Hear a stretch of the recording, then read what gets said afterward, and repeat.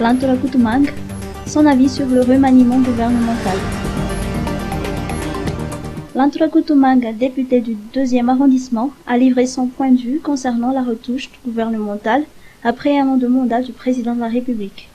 Le président de la République a le dernier mot en ce qui concerne la nomination des membres du gouvernement, de l'avis de cet élu IRD. Quoi qu'il en soit, elle estime que certains ministres méritent d'être remplacés. Le gouvernement a démarré plusieurs projets, mais beaucoup reste à faire en cette année 2020. Lantorakutumang a livré le profil idéal pour les futurs ministres. Elle estime que la situation actuelle exige des ministres en tandem avec le président de la République, Anjadzuel. 2020 sera une année d'action. La population attend des résultats. Il nous faut des ministres actifs, responsables et capables de traduire en action les vélins du président de la République et ses promesses, a-t-elle expliqué. Chine-Madagascar, 1,460 milliards de dollars d'échanges commerciaux en 2019. Les coopérations entre la Chine et Madagascar ont connu un progrès considérable en 2019. Les échanges de haut niveau se sont multipliés et ce dans des secteurs variés. Des précisions ont été apportées hier au cours de la réception organisée dans le cadre de la célébration du Nouvel An chinois. Les coopérations économiques et commerciales entre nos deux pays se sont approfondies aussi. En 2019, le chiffre de commerce sino-malagasy atteint 1,460 milliard de dollars. Et le taux d'augmentation est 7%. La Chine est le premier partenaire commercial de Madagascar. À noter que l'année 2019 a été marquée par le 70e anniversaire de la République populaire de Chine. La Chine a connu un développement économique rapide et a réussi à faire sortir 800 millions de populations de la pauvreté. Année dura, l'année 2020 est ainsi une année de renouveau et de dynamisme. Le défi de la République populaire de Chine pour cette année est de sortir toute la population de la pauvreté. Et la Chine est prête à travailler, à soutenir et accompagner le développement de Madagascar en mettant en synergie la concrétisation des acquis du sommet de Beijing de Phuket et la construction de la route de Zeu avec le plan émergence de Madagascar et pour approfondir les coopérations dans tous les domaines. Pour ce qui est de la relation sino-malagasy, beaucoup d'opportunités se présentent pour renforcer les relations entre les deux pays. Madagascar a un grand potentiel avec ses ressources naturelles et son peuple. Naina Adjiatsitwen, un appel à la communauté chinoise. Si la cérémonie d'hier a été rehaussée de la présence du président de la HCC, du Sénat, de l'Assemblée nationale et de certains membres du gouvernement, c'est le nouveau maire, Naina Adjiatsitwen, qui a représenté la partie malgache pour l'allocution. Il a souligné au passage que les citoyens chinois implantés à Madagascar ont besoin de sécurité et de diminution, voire disparition de la corruption, ce qui correspond aux objectifs de la CUA. Il a profité de cette occasion pour lancer un appel face aux besoins de la ville d'Antananarive. Les besoins d'Antananarive sont importants. Tout est à faire ou à refaire.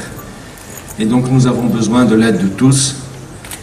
Il y a urgence, mais il y a aussi besoin de reconstruire. Ça va prendre plus de temps et je compte sur l'aide et le soutien du gouvernement chinois et de la communauté chinoise pour le faire. Il souhaite par ailleurs voir Biorisk comme un petit Chinatown et on a touché mot aux opérateurs chinois pour que des couleurs rouges et des lanternes rouges puissent y être installées afin que cette touche de Chinatown puisse y régner. Constitution de réserve d'or, le processus enclenché. Une grande étape de franchie. L'accord de partenariat entre le ministère des Mines et des Ressources stratégiques avec la Banque Foubé Madagascar a été signé hier à Antananarive et pour une durée de 5 ans. Cela marque l'enclenchement de tout un processus vers la réalisation d'un des objectifs de l'État, la constitution de réserve d'or nationale. Cela ne signifie nullement que l'État aura le monopole de l'exploitation aurifère. Dans le cadre de la gouvernance du secteur minier et partant du secteur aurifère, le ministère met en œuvre toutes les stratégies pour son développement. Le ministère des Mines et des Ressources stratégiques dans la gouvernance du secteur minier et plus précisément dans la gouvernance de la filière or met en œuvre par rapport aux défis nationaux toutes les stratégies définies pour son développement et à ce titre, il lui revient d'assurer la traçabilité de cette ressource précieuse et non renouvelable, non seulement pour la professionnalisation des acteurs et pour l'amélioration des revenus générés de son exploitation au profit des collectivités et de l'État, mais aussi pour fournir à l'État une opportunité de se dresser un stock d'or national. Les missions de la BFM sont effectivement de défendre l'ARIAGE, renforcer la stabilité financière et appuyer la réalisation de la politique générale de l'État, rappelle Henri Rabardjon, gouverneur de la Banque centrale. L'objectif du protocole d'accord signé hier est double. Donc, dans cette optique, l'objet du protocole d'accord est double. La première, c'est l'intégration ou la réintégration, peu importe comment la perspective qu'on prend, mais l'intégration de la filière or dans les recettes, dans la balance des paiements de Madagascar. Ça a l'air d'être un terme un peu barbare, mais c'est juste pour dire que les exportations d'or doivent désormais rentrer dans les finances de l'État au même titre que les autres exportations, que la vanille, que la girofle, que le cacao, bref. L'or doit revenir et prendre sa place dans la balance des paiements de Madagascar. Le deuxième objectif, c'est la constitution d'une réserve d'or au sein de Banque Fouille-B de Madagascar. Parce que l'or, même si nous ne le savons pas toujours, est un élément de réserve des banques centrales au même titre que les grandes devises. À Madagascar, nous avons dans nos réserves, nous avons de l'euro, nous avons pour la plus grande part du dollar. Mais donc l'idée, c'est d'avoir également de l'or parmi les réserves de Banque Fouille-B de Madagascar pour contribuer à cette stabilité, à cette stabilité de l'ARIAGE. Juste pour vous donner un ordre d'idée, ce n'est pas seulement ici à Madagascar que nous comptons avoir de l'or parmi les réserves, mais la moyenne de réserves d'or dans les banques centrales européennes est de 20%. 20% de leurs réserves sont composées d'or. Il faut aussi procéder à l'affinage de l'or pour qu'il soit au grade de 999 pour 1000 afin que cela puisse être comptabilisé comme réserve. Il est également important de développer une approche plus industrielle de la filière or. Le directeur général des projets présidentiels a rehaussé de la cérémonie d'hier en présence des membres du gouvernement, des élus et de nombreux responsables. Éducation. 30% des élèves abandonnent l'école. Selon les statistiques, sur 100 entrées d'élèves en primaire, seuls 69 parviennent à la 5e année. 30% d'entre eux abandonnent les études au niveau primaire à Madagascar. Plusieurs facteurs engendrent cette situation, dont principalement la pauvreté et la discontinuité de l'État sur la politique de l'éducation. Selon l'étude de l'EPM de l'Instat, 20% des ménages s'endettent pour financer les frais de scolarité de leurs enfants et ils financent l'éducation à hauteur de 40% de leur budget. Enseignement primaire gratuit, obligatoire et de qualité, tel est l'objectif du consortium d'organisation des sociétés civiles dans l'éducation, dénommé EduDayTeam, regroupant la plateforme de la société civile pour l'enfance PFSCE, l'association Femmes africaines élites de demain, l'Albert Einstein School, la GCI y arrive et la GCI Antananarive en marge de la célébration de la Journée mondiale de l'éducation.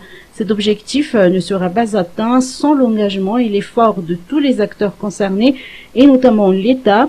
Les sociétés civiles appellent l'État à accroître le budget alloué à l'éducation. Selon l'UNICEF, Madagascar compte 1,4 million d'enfants à scolariser. Pour Eresson de la GCI y arrive, l'éducation est la base du développement car le manque d'éducation est la cause profonde de la pauvreté et de la précarité dans notre pays. Des rencontres avec les autorités sont en vue pour réclamer l'effectivité de l'enseignement gratuit, obligatoire et de qualité pour tous les enfants malgaches. Nivet, 30 ans de plume. L'écrivain Nivet fête ses 30 ans de plume. De nombreuses activités, dont diverses expositions de ses écrits et de son histoire, ont marqué cette célébration aujourd'hui à Anoussi. Elle a débuté l'écriture depuis son enfance et de nombreuses anecdotes ont émaillé sa vie ces dernières années.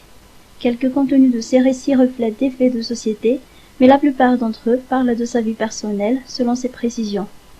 Nivet a souligné aujourd'hui que son chemin a été parsemé d'embûches ces 30 dernières années.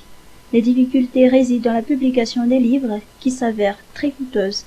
Actuellement, j'ai 10 livres en attente de publication, mais mes moyens sont restreints. Il fallait faire des négociations avec les éditeurs afin d'en arriver à ce stade, a-t-elle souligné.